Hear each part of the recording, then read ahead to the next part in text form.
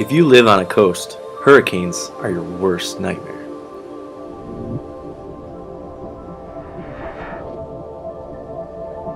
We want to bring you up to date on a turn of events out in the tropics.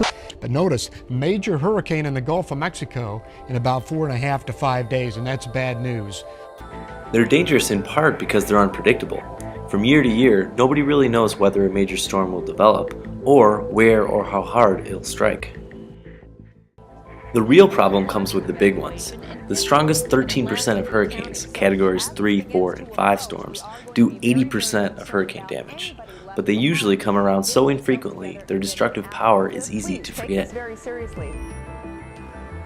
For a dwindling number of New Englanders, the last memories of a major hurricane date back all the way to the fall of 1938.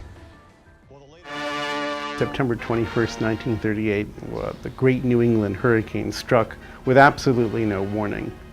The National Weather Bureau at the time knew there was a hurricane out there, had forecast that it would turn harmlessly out to sea, and they and everyone else were surprised by the storm roaring into Long Island. It killed more than 600 people, and it was a spectacular and devastating event.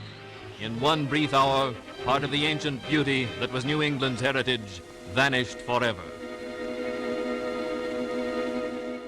So it temporarily raised the consciousness among New Englanders that they too were susceptible to tropical hurricanes. Unfortunately, with time that consciousness decays, and if we look around today, hardly anybody in New England, at least until Irene last summer, was very cognizant that we could have a large hurricane here. Living along the coast will always be a gamble. The best we can do is better understand our odds. In some areas, the odds could be stacking up against us.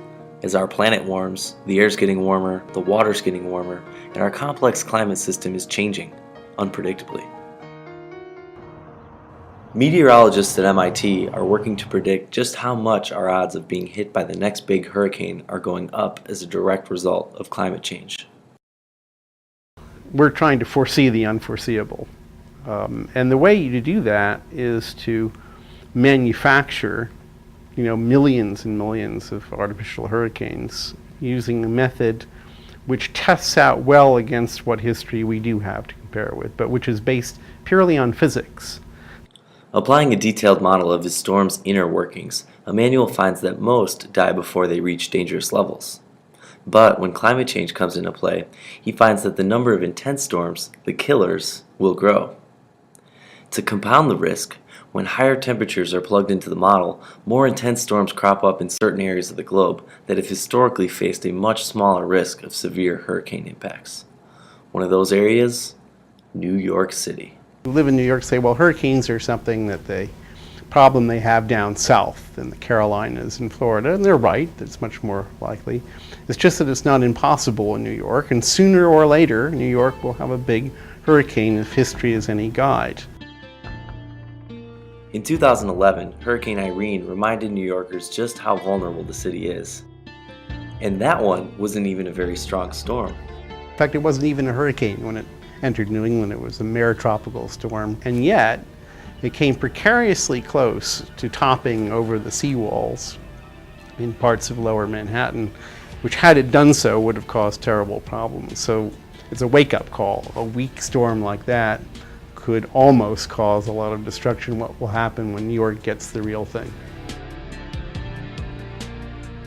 Under current climate conditions, New York should see a 6-foot storm surge from a major hurricane just once a century.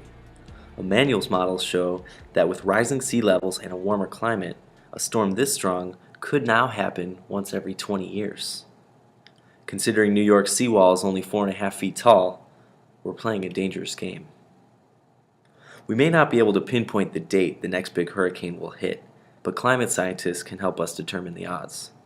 And one thing is clear, global warming is amplifying the risk.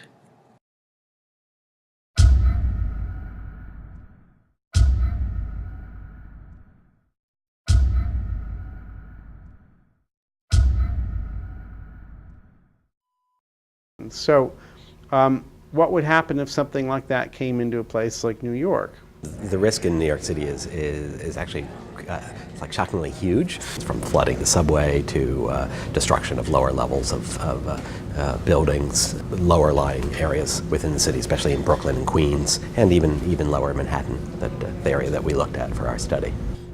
Architect Stephen Kussel and his team have designed a way to transform New York City's waterfront to protect the Big Apple from a major storm surge.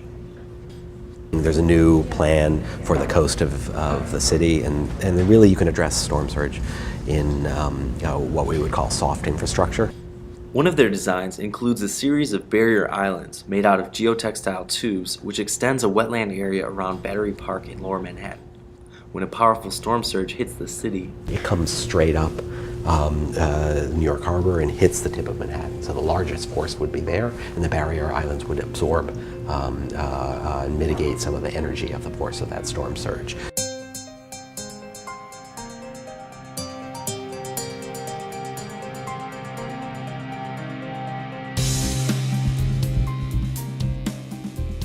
One fundamental way to look at risk is this incredible opportunity. If you look at this risk as opportunity to rethink things and rethink people's idea of the city and change things, that's an amazing possibility, and that really opens up the future as a result of risk in a really wonderful way.